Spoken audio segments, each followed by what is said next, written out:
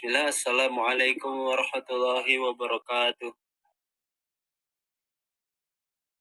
Sebelumnya, perkenalkan kami dari kelompok 17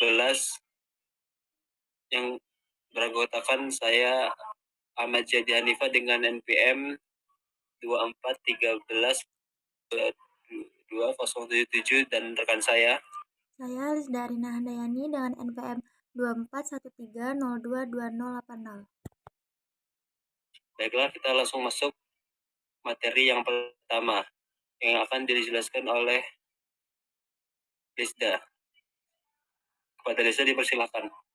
Oke, untuk materi yang pertama yaitu perkembangan fisika di negara Cina dan Jepang. Yang pertama ada pentingnya peran Asia Timur, Cina dan Jepang dalam perkembangan fisika.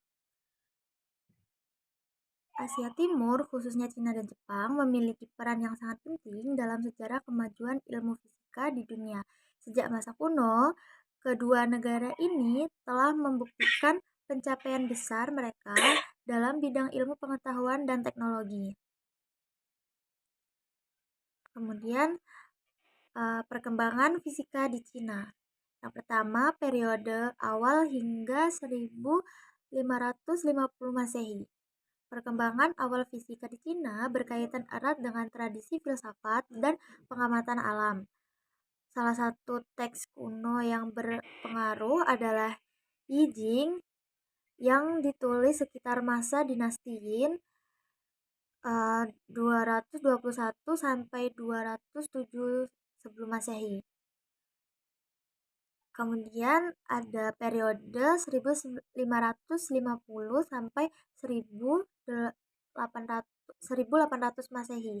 Pada masa ini, metode ilmiah mulai berkembang di Cina. Tokoh seperti Song Yinxing menulis Tangong Kaiwu, sebuah ensiklopedia iptek yang berisi penelitian tentang udara, suara, dan teknik produksi. Kemudian pada periode 1800 sampai 1900 Masehi, perkembangan fisika di Cina mengalami kemunduran akibat ketidakstabilan politik termasuk pemberontakan Taiping. Kemudian pada periode 1900 sampai sekarang memasuki abad ke-20, kebangkitan fisika di Cina ditandai oleh kontribusi para ilmuwan modern seperti Chen Yingyang, Daniel Tsui, dan He Zui dan Xie Xie. Kemudian perkembangan fisika di Jepang.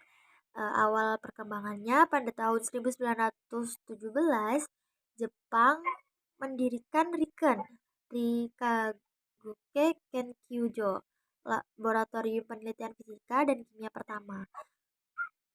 Yang kemudian tokoh-tokoh penting dalam fisika Jepang yaitu ada Hideki Yukawa, meramalkan keberadaan meson partikel yang menjelaskan gaya nuklir kuat.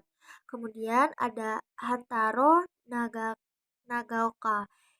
Dia mengusulkan model atom Saturnus dengan cincin elektron mengelilingi inti yang kemudian dikembangkan lebih lanjut oleh Ernst. Kemudian Yasuo Nishina bersama Oscar Klein menghasilkan formula Klein-Nishina tentang hamburan Compton, sebuah kontribusi penting dalam elektrodinamika kuantum. Kemudian perbandingan perkembangan fisika di Jepang dan Cina. Cina memiliki warisan pengetahuan kuno yang kaya, tetapi sempat mengalami kemunduran panjang akibat instabilitas politik. Kebangkitan fisika di Cina baru terjadi pada abad ke-20 seiring dengan reformasi pendidikan dan penelitian. Sementara di Jepang, dengan modernisasi sejak abad ke-19 mampu lebih cepat mengadopsi ilmu pengetahuan Barat dan kemudian berkembang menjadi negara maju dalam bidang fisika. Oke, materi selanjutnya yaitu refleksi ilmuwan dan nilai dalam ilmu sains. Yang pertama, peran imajinasi dalam ilmu pengetahuan.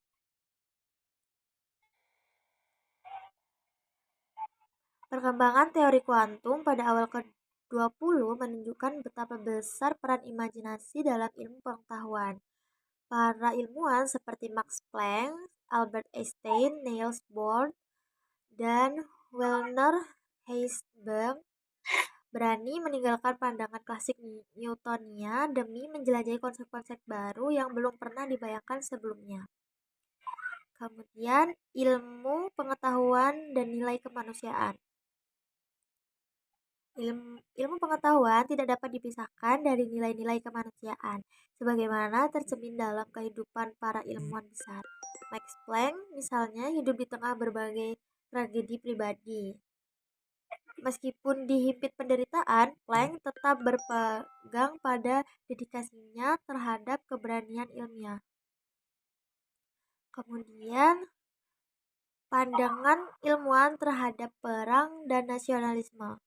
Perang dan nasionalisme memberikan dampak mendalam terhadap kehidupan banyak ilmuwan fisika modern. Max Planck misalnya menghadapi kenyataan pahit ketika anak-anaknya terlibat langsung dalam gejolak politik dan perang. Seorang anaknya gugur dalam Perang Dunia I, sementara anak lainnya dihukum mati oleh Nazi karena bersekongkol dalam usaha pembunuhan Hitler. Kemudian, pemikiran tentang pendidikan dan kebebasan berpikir. Perkembangan teori kuantum melibatkan pentingnya kebebasan berpikir dan pendidikan yang terbuka. Seorang seperti Ruth Herford yang berasal dari keluarga petani sederhana di Selandia Baru bisa menjadi salah satu eksperimentalis terbesar berkat kesempatan pendidikan dan dukungan lingkungan akademis yang menghargai inovasi. Oke, materi selanjutnya saya serahkan ke moderator.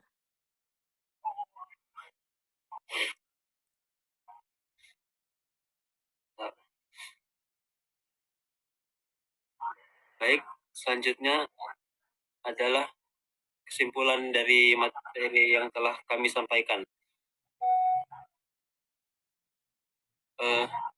Kesimpulannya, Asia Timur terutama Tiongkok dan Jepang telah memainkan peran historis yang sangat signifikan dalam perkembangan fisika.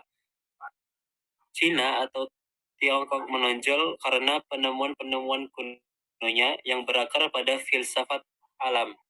Sementara Jepang telah mencapai kemajuan pesat melalui sistem pendidikan modern dan dukungan kuat terhadap penelitian ilmiah. Imajinasi dalam sains adalah kunci untuk menerobos keterbatasan teori-teori lama, membuka jalan bagi revolusi besar dalam fisika seperti teori kuantum dan relativitas. Tokoh-tokoh seperti Max Planck, Ernest Rutherford, dan Albert Einstein tidak hanya berkontribusi dalam mengembangkan teori-teori ilmiah, tetapi juga menjunjung tinggi nilai-nilai moral dan kemanusiaan dalam dunia sains.